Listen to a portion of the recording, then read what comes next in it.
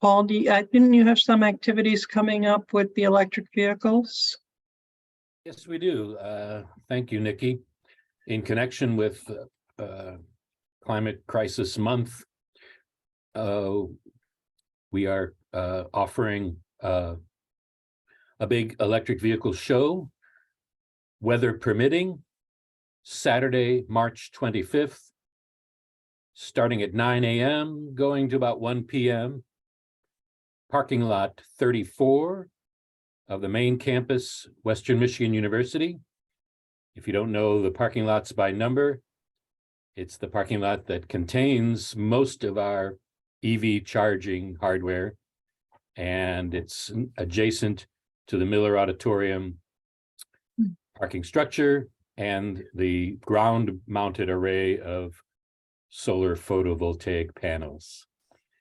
Mode Shift Kalamazoo will be joining Kalamazoo Electric Vehicle Association as hosts. And so besides highway-capable battery electric vehicles and plug-in hybrids, we will also be showing some electric bikes, probably some electric cargo bikes. And we have the whole parking lot reserved, so there'll be plenty of room. Should be a lot of vehicles and probably even opportunities to try them out, as well as information, the usual information tables, stuff like that. Steve, did I get everything?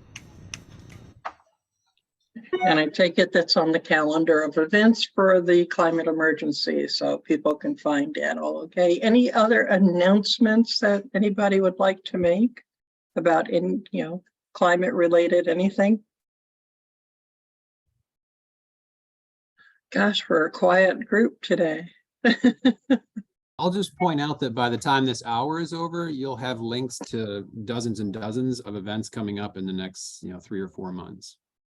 Okay, well, it's 2 minutes past. I don't see people still coming and there's no further announcements. So Tim, why don't you introduce Jeff, and Jeff can take off. I mean, start the meeting, not take off, leave. Okay, well, our speaker, Jeff Spoelstra, is director of the WMU Office for Sustainability and a member of the WMU Climate Change Working Group. He lives in the Kalamazoo River Watershed. He composts a lot of stuff. Also, he pedals a 25-year-old mountain bike up local hills when he is not cheating with his new aftermarket electric assist battery-powered front-wheel motor. Jeff recently made soup using a portable induction burner.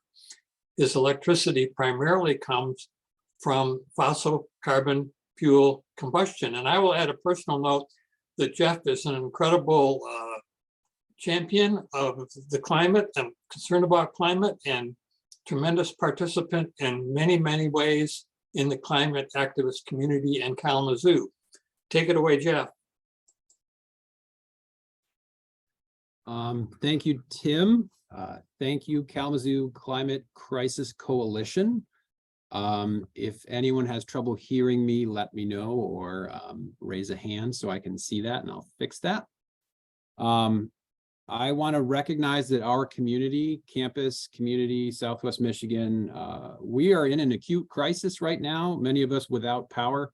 If you made it to this meeting, you probably should consider yourself kind of lucky. And I would encourage all of you to think about the next 24 hours and beyond, how you would reach outside of your bubble, your social bubble, your communication bubble, what platforms you use, your intergenerational bubble, and folks who are perhaps living outside. Think hard about how we can help each other get through this acute crisis. And then now let's talk about the long emergency, climate crisis and related converging crisis here. If you're new to the Fridays for Future activities like this one, welcome. I'm not going to do much more introduction, but I'm gonna celebrate the fact that I invited a number of students from Western Michigan University to comment and answer a couple questions that I believe are very related to what we have arranged in the month of March, the Climate Emergency Month. I'll cover a lot of those details, but I know that my students are running from place to place and have very busy schedules. So what I'm going to do is just shorten my introduction to say this: the events that we have planned for the Climate Emergency Month in March of this year. They kick off March 1 with very famous environmental leader, movement leader, author, academic, Bill McKibben. Kicks off more than 30 events happening almost every day through the month of March. The closer for the month of March is an activity called the Student Sustainability Summit, organized by students for students to sort of wrap up the month and connect campus to community to region. If I'm you're in this not muted, environmental- please, if you're not muted, please check to see that you're muted. Thank Jay you. and Kate. Frank, could you Kate. mute, please? So I think to point out that we now have, whatever you consider yourself on this call, are you an activist? Are you an agitator? Are you a sustainability leader, a climate change leader? Are you worried? You know, are you a doomer? Are you into electric vehicles? Are you a zoomer? Do you like to grow stuff, right? Are you a bloomer? These are things that we already connect on. The students at Western, they blaze through this place quite quickly, right? 4 years, sometimes 6 years, sometimes grad school.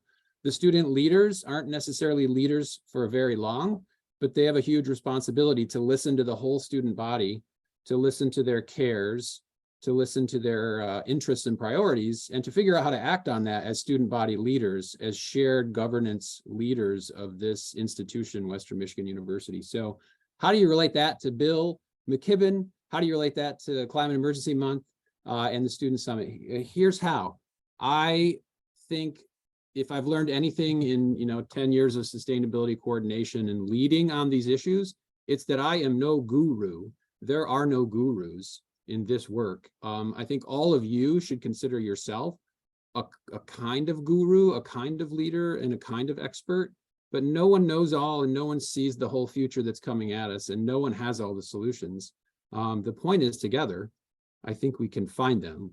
And I think intergenerationally, if that's a word, we have to figure that out. How do the older folks that might have a little more privilege than the younger folks who are in student debt, who are worried about the planet, who are focused on mental health and focused on COVID and focused on other ways to make a difference and do something meaningful in their lives, right?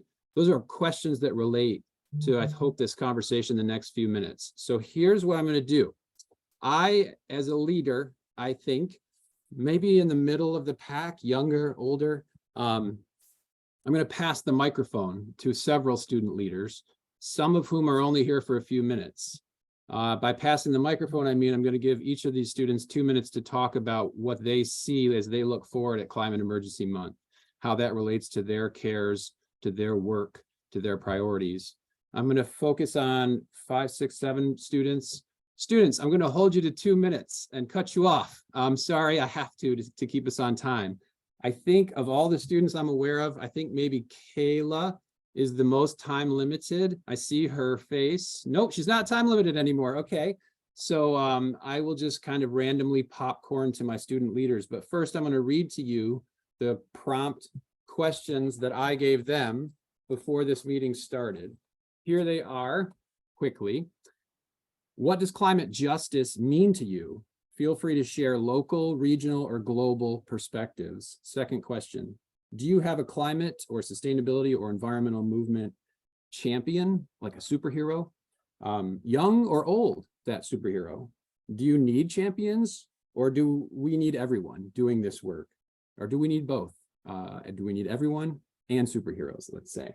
How can all generations work together to ensure a just transition to a sustainable future? Are you hopeful? What action are you taking right now for the living planet? Are you part of a movement? Those were the prompt questions. 2 minutes first. I'm gonna go, ready students? I'm gonna start with Kayla anyway. You have 2 minutes, so it can't be a long introduction. You can pick a question. You can just tell these folks what you're thinking, or whatever you want. Kayla, please go ahead. Okay, hi guys, can you all hear me okay? Yes. Good, perfect. So my name is Kayla. My pronouns are she, her, and I am a 2020 Medallion Scholar, and we have a project in sustainability. currently we have 3, but the one that I'm focusing on right now is the Sustainability Summit that will be coming up at the end of the month of March. Something that Jeff doesn't know yet is that we did just get approved for funding for our speaker that we were trying to have at that event on Wednesday. So that is really exciting. And the thing that I would probably speak about is how I think that we need to connect when it comes to sustainability, because I noticed that like students have a lot of things going on, and the people within Fridays for Future and the people within the Kalamazoo Climate Crisis Coalition and the Climate Change Working Group, we all are doing our own things. But if we come in and we connect more often, we can have such a stronger group of people that is working towards the same change. For instance, when I was bringing up for students this speaker that I thought was interesting because he is a student right now, and he is doing the work that we're trying to do in the future, and he is showing that the work can be done. If we had connected and communicated with that more, then we could have had I think more of the people that are involved could have been a part of that. And then when we go into the next events and we go into what medallions are doing, or what WSA is doing, or GSA, what Climate Crisis Coalition is doing, then it's such a stronger effort. And I'm really grateful for the Climate Emergency Month that is going on, that is inspiring that connection. And I'm hopeful that we will continue that outside of this month, because as we know, the climate change crisis, or the climate crisis, is not an emergency for 1 month. It is an emergency that we live in on a daily basis. And when we connect and we bridge those divides, we have such a better understanding and such a better front to fight this crisis. You nailed it, Kayla. Thank you. Right now, I want to popcorn to Chen Kid since I see him right next to you. Hi everyone, I'm Shankit, he, him, his pronouns. I'm currently a master's degree student in political science, and I'm currently serving as the student body president of Western Michigan University. I'm not a sustainability person, to be honest, but I would say change starts from us. I believe in that, in the sense where, like, how could we be part of the solution instead of just being part of the problem? So that's just my core principle, I would say, in terms of like trying to advocate for things. I have an update, which is on my other hand, I'm actually a community engagement scholar in the Office of Service Learning as well. And I just got approved to create climate emergency kits for the North Side neighborhood. So I'm gonna update Dr. Brittman as like something collaboration with the Climate Emergency Month as well. So yeah, and WSA is doing our best in how we could, strategically place resources and move towards more sustainable campus as well. Yeah, thank you. Thank you, Chen Kid. For reference, folks, WSA is the Western Student Association, the student government organization. Thank you both, I appreciate it. I see Hannah. Hannah, would you please take your 2 minutes? Go. Yeah, hi everyone, I'm Hannah. I'm currently serving as the president of Students for a Sustainable Earth, which is a registered student organization here on campus. Also just a club here on campus. I know sometimes the registered student organization doesn't make sense to people. I wanted to talk about some sustainability efforts that Students for a Sustainable Earth is making. We're really focusing on collaboration in terms of working with other sustainability groups, young and old, or just individuals in general. We're really trying to get outreach out there and let people know that we're still here at campus. SSE, or Students for Sustainable Earth, has been here on campus for a really long time, and we hope to keep it that way. So we're trying to make us well known again in the community and make sure that people know we're out there. So we're currently working with one of the small businesses in Kalamazoo, Be Joyful Shop, which is the zero waste shop. Here, we're making efforts to get community outreach with her, but I'm personally working with mentoring a high school group, Lloyd Norrick's Green School. They reached out to me in terms of starting like a organization there. So I've been mentoring high schoolers, which is super exciting because we've seen a lot of shift in younger involvement, and it would be cool to keep younger students involved and engaged. So I'm really excited to be working on that and potentially working with other high schools and getting a green school, they call it, going. So I kind of wanted to answer the question of, are you hopeful? I know, like, especially recently, there's been a lot of environmental disasters going on right in time for Climate Emergency Month. But I won't let that get me down. I'm very hopeful for the people that I am surrounding myself with, and I'm very hopeful for the people that I keep meeting in order to making those changes. I meet a lot of caring individuals that are willing to do their part in terms of as little or as big of a part. They're ready to make that help and make that change, and I'm excited to be a part of it with them, and I'm excited to bring groups together of all ages. So yeah, I'm very hopeful for the future. Thank you, Hannah. That is awesome. I see someone else that graduated not long ago. Her name is Ida. Ida, are you there? Hi. Yeah, thanks for the invite. It's great to be back and see familiar faces. For those of you who don't know me, my name is Ida. I usually hear her they, them pronouns. I'm a former Bronco, former KCC helper. I have moved on and I currently live in Seattle, Washington. And currently I do digital communications for an environmental policy and advocacy nonprofit in Washington State.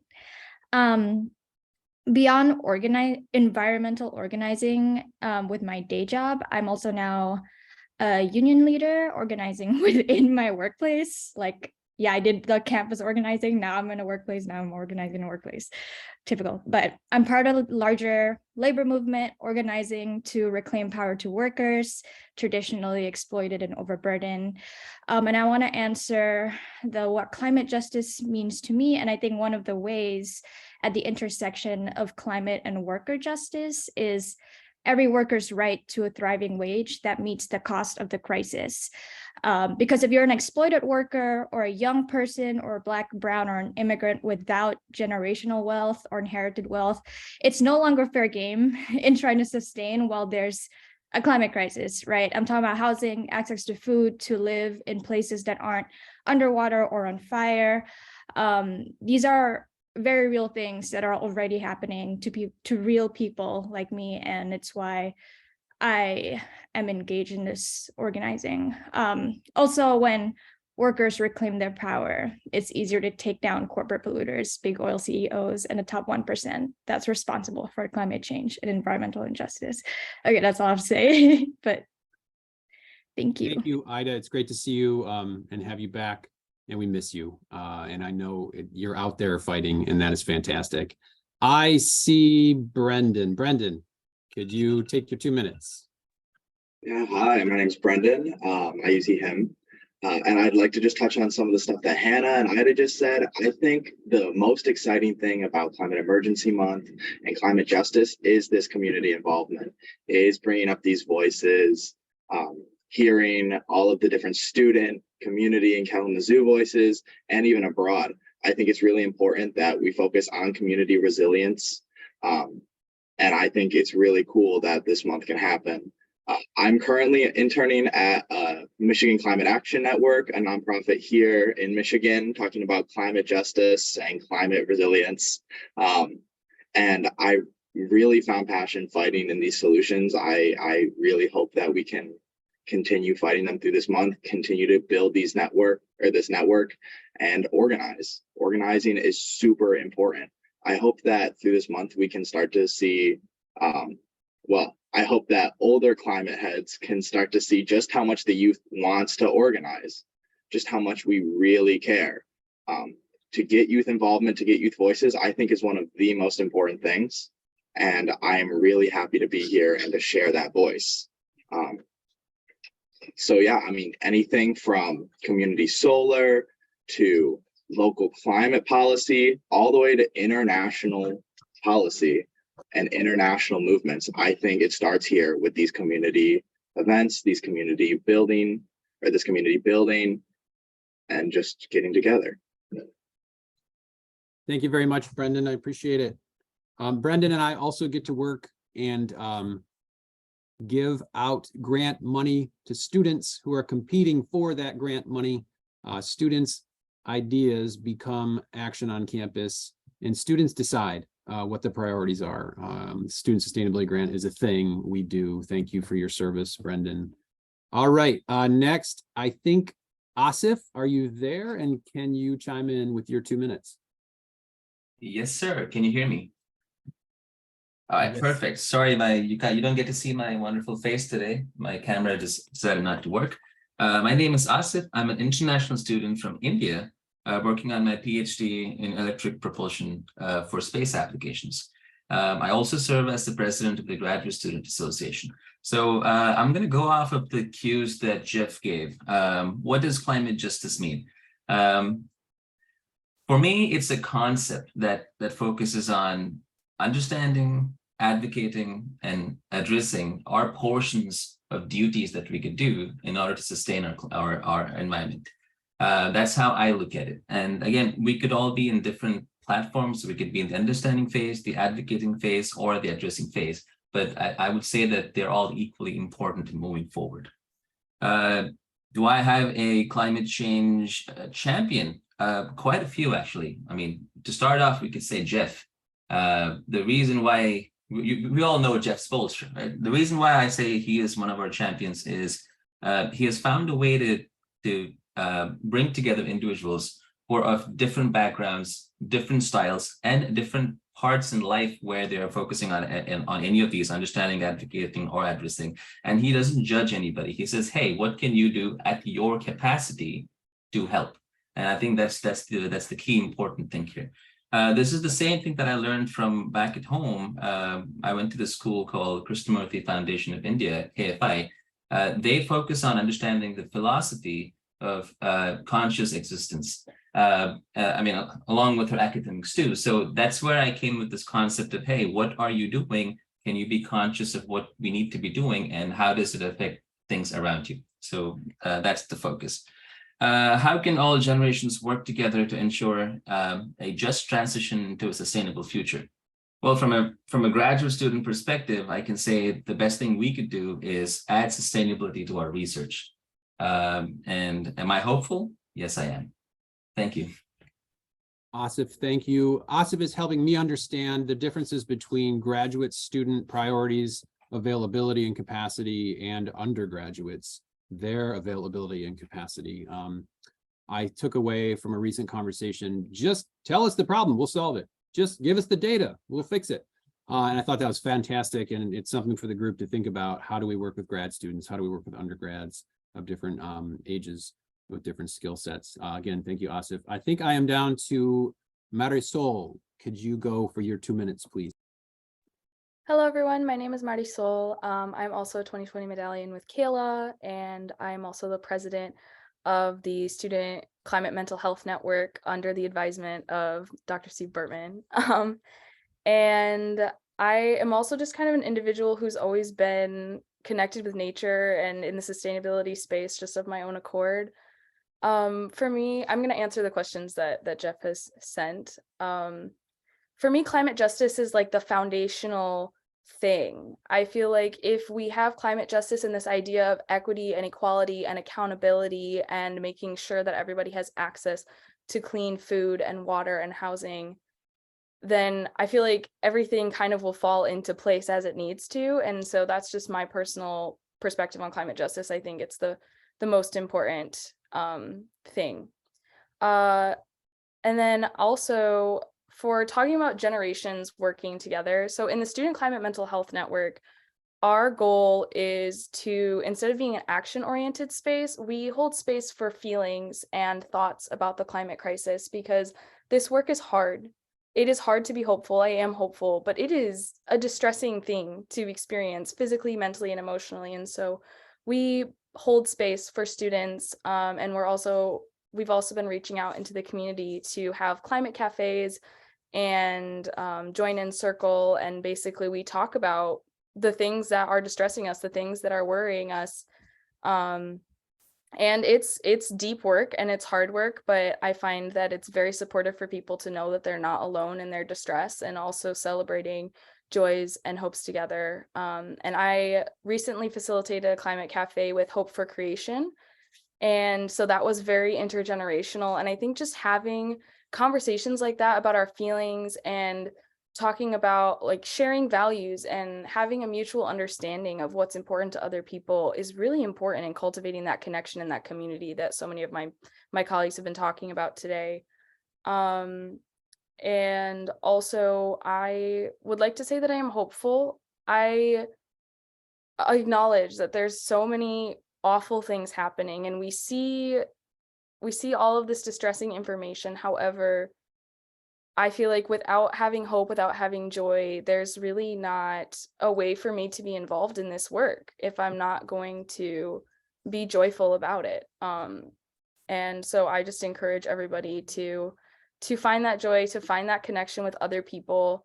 Large scale effort is really important, but I also really encourage, individual time in nature and seeking out joy and individual connection as a way that we can help to mitigate feelings about the climate crisis and increase our capacity to deal with it. I think that's all I had to say. Thanks. Thank you very much. Students, that was great. I really appreciate your participation. That was important to make those connections. We are recording the meeting, so if I swear or cry, I apologize. We have a friend, Sevilla Mann from WMUK on the call, not to call you out, Sevilla, hello. And there's great stuff happening in the chat. If you can monitor the chat yourself on the way forward, that would be helpful. And you may learn some things or connect with some folks there. Connecting people is key here, right? This is what we're doing, particularly around Climate Emergency Month. I want to say hello and thank you to some folks who've been helping Dr. Bertman with the work to build the Climate Emergency Month ahead of us. One, Sam stepped up as a volunteer. Sam, raise your hand, wave at the camera if you can. My children are outside my door, but they don't know I'm talking on a Zoom call. So come on in here. Secondly, I want to call out and say thank you to, hi, I'm on the Zoom call now. Come around the back. Mari and Isabel, we hired recently to help Dr. Bertman, because I'm afraid his email inbox has exploded in the last, 72 hours or so with Climate Emergency Month about to start.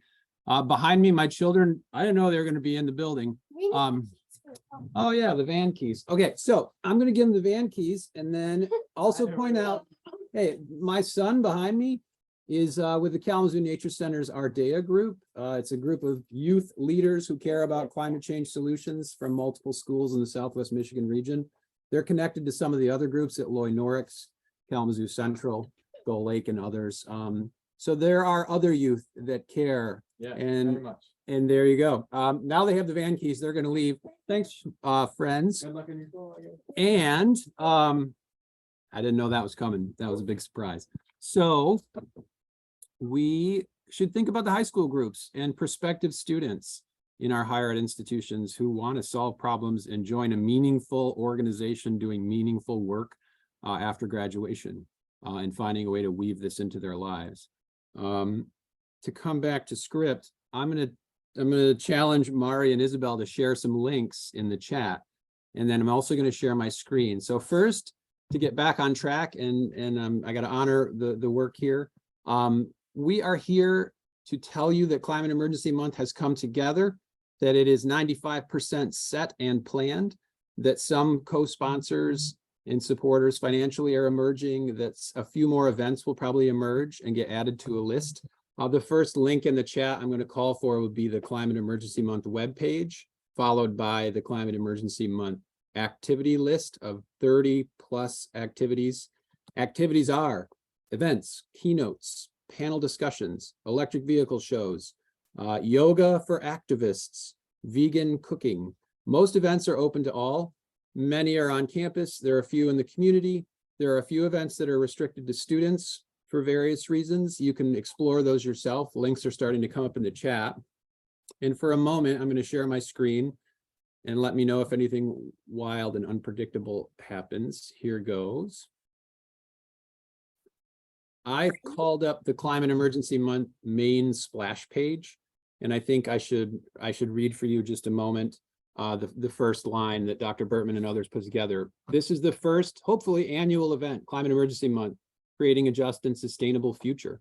To help us better understand and address the global climate emergency, the WMU Climate Change Working Group is declaring the whole month of March 2023 as Climate Emergency Month. The designation is supported by a wide range of campus and local organizations. You can find them on the links on this webpage. During the month, events, speakers, discussions, and participatory opportunities will be available throughout the Kalamazoo community.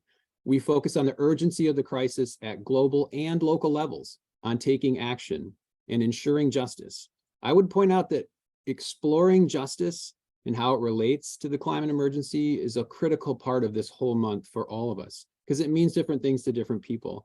And people are learning, and they're at different places on their learning journey.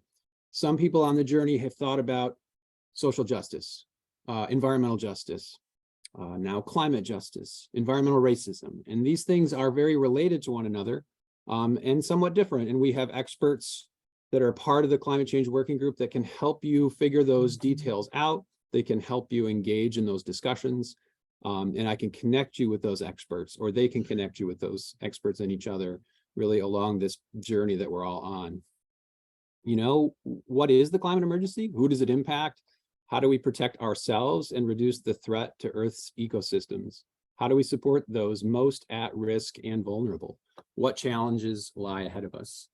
I'm going to click one of these links. You can do it too afterwards to study these events. It's the calendar of events link.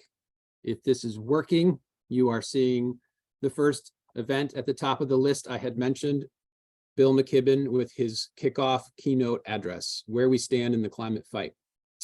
You'll see as you scroll down this page yourself in your own time, how these 30+ different activities vary, their audiences, some more details, the date, the time, the location. Some of them have a Zoom link, which is either posted already or will be posted soon on each of these activities. Some of them have pre-registration. That information is either posted already or will be posted soon. And any new activities that emerge will be added to the list at Steve's discretion and the Climate Change Working Group's discretion. I'll scroll down just a moment. I mentioned vegan cooking workshop. We have many discussions on different topics. We've got an expert coming in from the city of Ann Arbor, who is a sustainability professional, Missy Stoltz. I'm very excited about that one. That's on a Saturday. I'm not showing it here, but it's in the list. We have book clubs, Friday for Future events, an eco bricking workshop. Read about that if it interests you. Other keynote addresses on other related topics in climate and health, for example. I'm going to pause there, stop sharing, come back to see your faces. And I remember now my friend Chelsea Spayman may be joining us. If Chelsea's on the call, Chelsea, let your voice be heard. Are you out there? I see. am. Yeah. Chelsea, welcome. We went through the student introductions in the 2 minutes. If you would like, introduce yourself. And if you would also like, if you want to respond to those prompts we mentioned, please do.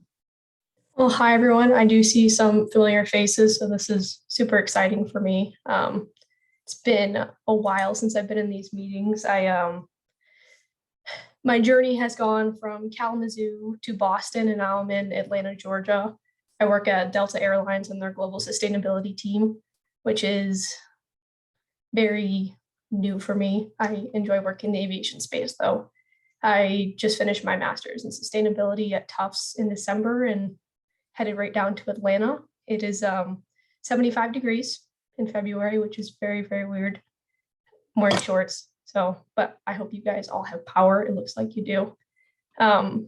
Briefly, to just touch on one of the topics or one of the questions that Jeff sent along was, are you hopeful? I can say that throughout my master's degree, that was kind of a waning feeling. It was, enlightening in how much I was learning, but equally kind of depressing, feeling like there was not much I could necessarily do. And I've kind of carried that thought with me into my work a little bit, even though it's only been about a month and a half, and have asked some of my leaders here, how some of them have been at Delta for like 10 years, have been doing sustainability work since before it was even really a thing in aviation. And I've asked them, how did you do it? How did you start from so little and have built up these teams? And my boss said to me, I even wrote it down, that's how much I like what she said. don't let perfect be the envy of the good. And I have really taken that with me in my work so far. And so the question, am I hopeful? Yes, it wanes, it comes up, but I'm trying to not let the perfection that I want in my work to take away from the hope that I have for good. So I'll leave you all with that. Chelsea, thank you. It's very good to see your face as well. You're out there in the world figuring out how to make a difference, and I appreciate it. Working in the aviation space puts a finger right on one of the challenges I face. On my one side are people who think humans should never fly again. On my other side is the aviation school where we're training pilots. In the middle somewhere is an opportunity, I think. How do we move to electric flight perhaps as fast as possible? Could it be hydrogen powered? Could it be battery powered? Could we fly a little more efficiently or maybe a little less? Is it trains, right?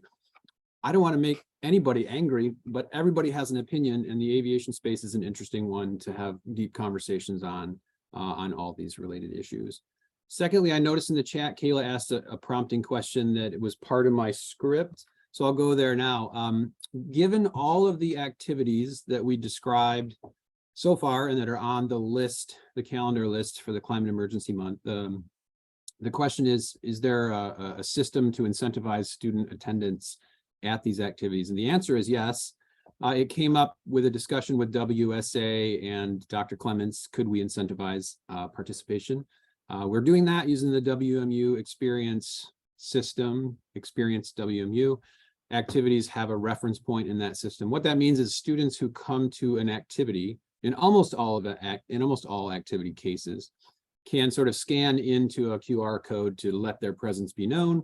And then at the end of the month, my team, particularly Mari and Isabel, thank you again, Mari and Isabel, can track how many students went to each activity. And we have an incentive prize scheme, which involves free water bottles or free cotton shopping bags. Or if you go to a certain number of events, we're going to buy you a sweatshirt, a WMU sweatshirt, and thank you for your leadership and attendance and exploring these difficult, intriguing challenges that we face with the climate crisis and weaving justice across all of our solutions. So that's the answer to that. We will be promoting that in all of our outgoing promotions in the days ahead as we approach Bill McKibben's first keynote kickoff event. And looking back at my notes, I think I've hit a lot of high points. I did want to mention, demonstrate bold and daring leadership that has come from the student body at Western. I have been talking about it for a long time, but not too many years ago, the student body decided that they wanted the institution to accelerate its carbon neutrality goal to the year 2030. Very aggressive to choose that date and very bold to have that priority and to set that priority. It remains today, the student bodies is still hopeful at that. And I think it's a demonstration of a shared governance partner stepping up and asking a lot of a large institution like ours. We're not the only large institution, in Southwest Michigan. There are large institutions around us, whether municipalities or corporations or industries.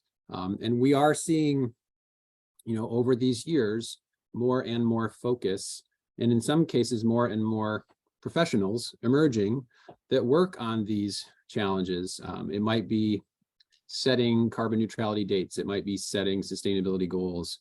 It might be tracking greenhouse gas emissions. These things are emerging around us. And I think that relates for me to the Climate Emergency Month. Like, this is a moment in time where we can connect as many humans together around these issues as possible intergenerationally. Not only campuses, higher ed institutions, but the towns around us, right? The towns, the gowns, and the industry leaders. And I want to point out a couple things that I think have emerged just in the last few years that are all related, to how we all look forward together and sort of explore our strengths, right? Our strengths as a large group, as a large movement of people trying to figure out solutions on all these fronts.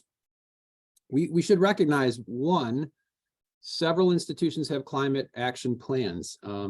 without a lot of detail, I know I could mention Western itself. We're going to rewrite a climate action plan soon. We're kind of in the middle of that process. The Nature Center, I believe, has one.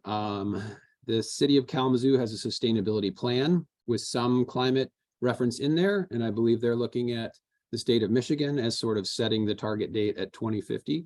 In most cases, plans that exist aren't necessarily detailed or exact roadmaps. But step one is acknowledge the problem. Step two is usually plan out a solution. Step three is implement and keep iterating and strengthening your targets and goals. The city of Kalamazoo just advertised for a new full-time position for a sustainability coordinator. That's a first. I think they're in the interview process now. So we may have a new professional full-time working on city of Kalamazoo leadership on their sustainability plan and climate challenges. If you read the county commission notes carefully, there is a position that seems to be taking shape there that I hope to report more widely on soon when I get full details. But if we have a city person and a county person working on these issues, and we have folks that are sustainability professionals in our institutions, higher ed institutions. Not long ago, I remember Bronson Hospital had a sustainability coordinator position. There are more as you look around. And I think that helps represent, people are trying to figure out, how to put the right talent together to make real change moving forward. I think that's something that this group should keep in mind, and we should all keep in mind as we go through Climate Emergency Month and learn and explore, multi-solving, if you will. We have big problems, converging crises of different kinds, the biodiversity crisis being one of those. When I look across, I'm just going to hold it up because this is low tech. When I look at planetary problems, I actually like this one particular figure. Without giving reference to it, it points out many of the biggest things we should probably all think about. Not only climate change, but related ocean acidification, chemical pollution, nitrogen and phosphorus loading into our waters running off the land, particularly related to agricultural practices, freshwater withdrawals, land conversion, biodiversity loss, air pollution, ozone layer depletion. We've made some good progress there. Solving multiple problems while also solving social justice injustices, huge, right? And the more we can solve together at the same time, the more we can solve for all, the better. And I think that's all a part of all of these discussions and explorations for climate justice during Climate Emergency Month. I'm going to check the time at 12:43. I'm going to look at my notes. While I'm doing that, I'd like to introduce Dr. Bertman if he's still on the call and has time to say hello. And I want to point out that Steve Bertman is I look to him as the leader of the climate change working group, though there are many faculty on that group. And Dr. Bertman is, I would say, the tip of the spear putting together the Climate Emergency Month. Steve, is there something or anything you want to highlight or put forward while I check my notes to see what I've missed? Thank you. Yeah, well, you should have sent me some questions beforehand so I could respond to them. There's not a whole lot that I can add that Jeff couldn't say more eloquently than I. I am perhaps the herder of cats, but the climate change working group is full of people who are active and energetic and really work hard to try and make this a more sustainable world for our students and for our future. We love to have participation by anyone who wants to be involved, and sure hope that people will consider going to as many of the events of Climate Emergency Month as you can. We need to grow this movement. There is some momentum that we're starting to feel locally, nationally, and internationally. And this we see as an effort to really help push that forward and keep the momentum going. And couldn't any of this be done without the great support of Jeff Spoelstra. So we should all be grateful that he is part of our community. Thank you, Steve. I now remember some things that I intended to say, and at 12:45, we still have about 15 minutes. Hang with us if you can. the benefit of building a movement, a regional movement, a large group, is the moment you need that group to act, you hit the start button, you hit the go button, right? So here's the go button. We have built out some communication platforms, and we need you to like them and share them and boost them and promote them and repeat them on your social media platforms, because we are all of sort of different generations, and we are all using different communication platforms within our social groups and outside of them. So I'm on Facebook. Maybe you've seen me there. A lot of my students aren't, right? They're on Snapchat talking to each other in focus groups, or they're on TikTok. I don't know what happens there. I'm sorry, I'm old. But the point is, you can find everything you need on the Climate Emergency Month list of activities that I pointed out that was shared in the chat. I'm going to look to Mari and Isabel now and ask, I think Isabel in particular, if she could add to the chat some links to some of our social media platforms. I'm thinking particularly of the Climate Emergency Month Instagram page, the Climate Change Working Group Instagram page, the Kalamazoo Climate Crisis social media pages.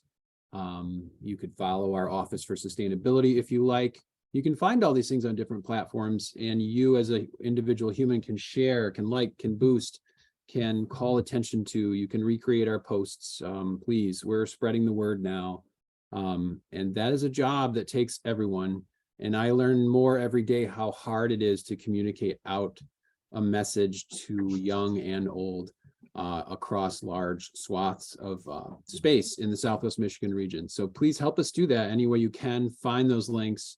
This also reminds me, if someone on the call, I'll try to remember, could save the chat after this is over.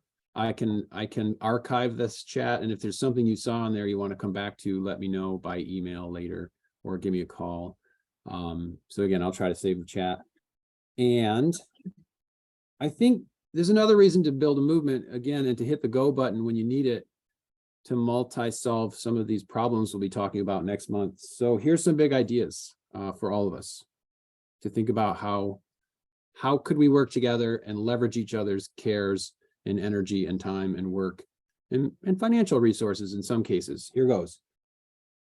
You could run for something. We need elected officials that care about the living planet. You could join some movement that already exists. I see Kate Miller and her 350.org group. Kate, thank you for doing that work. You could give money to something, a cause that you see somebody making good progress out there. If you have the financial resources but no time, consider donating.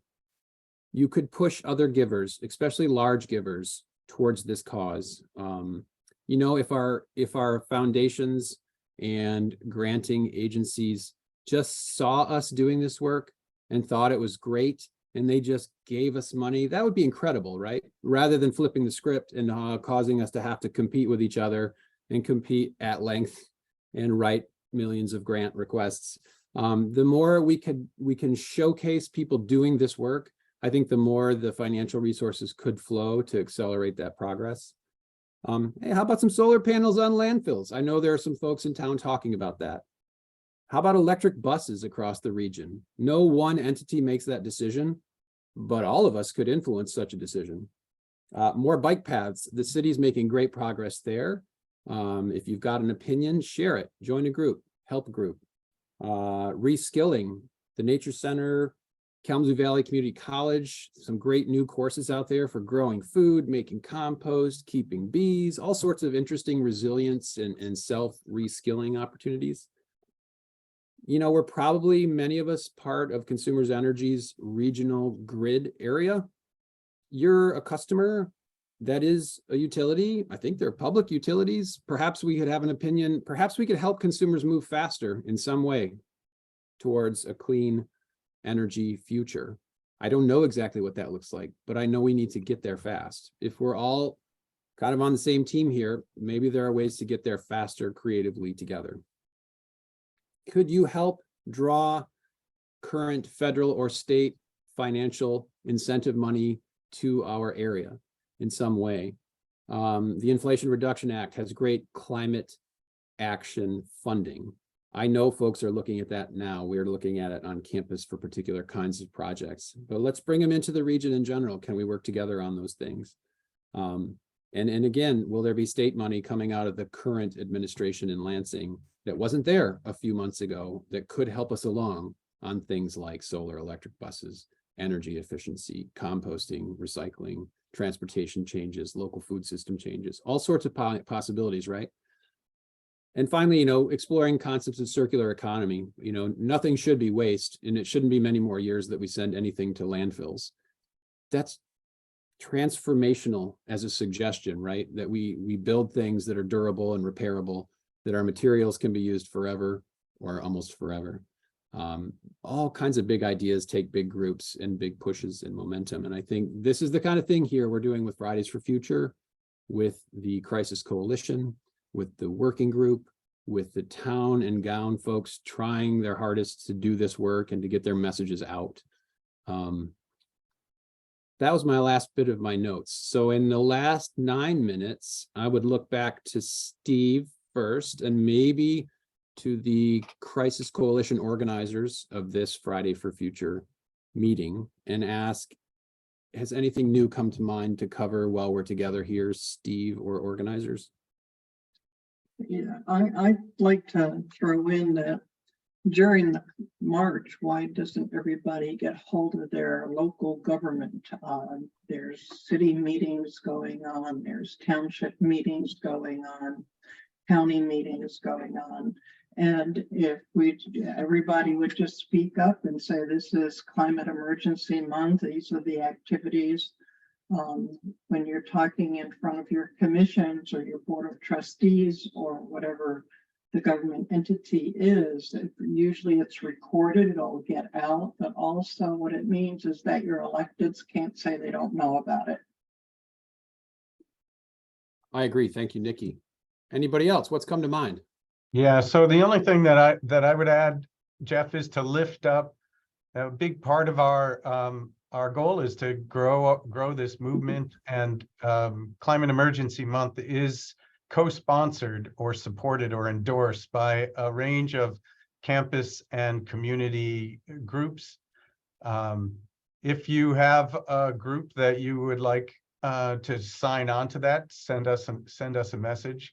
I'll note that in addition to the Kalamazoo Climate Crisis Coalition and a number of high-level university departments and offices, both the city of Kalamazoo and the city of Portage have signed on as co-sponsors of Climate Emergency Month. So this is a real movement, and it goes well beyond our campus, and it is supported by our students, by our young people, by our at least official offices. So tell people that are part of these groups that you appreciate their participation. Let them know that this is important to you and important to your votes, as Nikki implied.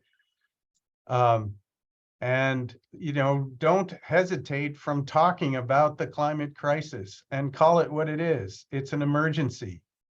And the more we talk about it, the more we tell people that it's an emergency, the bigger this movement will grow. Many people think that if they don't hear about something, it's not a problem. So they need to hear about it. You don't have to be confrontational about it, but don't shy away from talking about it. It needs to be part of everyday ordinary conversation. Okay, that's all I got. Back to you, Jeff. Thank you, Steve. Last call. One last comment from the group, something that's emerged for you, or if you think I missed something, now's a great time to mention it. Does anybody have any questions? We all know If how to not, get out to the events, go where ahead. to find them. Yep. In the link, in the chat, there was a link. Hey, Isabel, Mari, if you're still there, if you would share it one more time, the event list for the month. So watch the chat. Again, we'll save the chat if you want to follow up with something. And maybe I'll close with an idea here that, focusing on the positives is important, focusing on progress is important.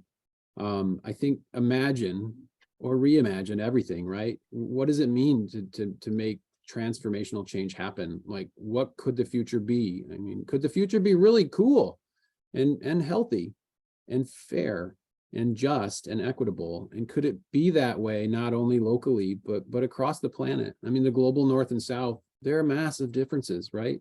In resource extraction, transportation and use, in sort of where stuff comes from and where it goes and where the money flows, right? These are huge potential and necessary transformational changes that we need to talk about and not be afraid of, and step forward and lead to have those conversations about. It's something we try to do here at Western with our sustainability team, but boy, it happens even more so in the classroom. The faculty with the climate change working group are challenging each other, and they're challenging their students to think hard and think differently, challenge their assumptions, and think about other people and other living things across the planet. Our research teams are doing that as well. One of my jobs is to hold that up in the light and celebrate it across campus. Most of what my team does, mid-sized projects on campus, physical stuff, and funding other student ideas. And I hope that those ideas that succeed lead to institutional change here at Western that's permanent. Many of our ideas fail. We share our successes and failures, and then we iterate on the next solution attempt. And I think I see that in the classroom and our research teams too, and across this community.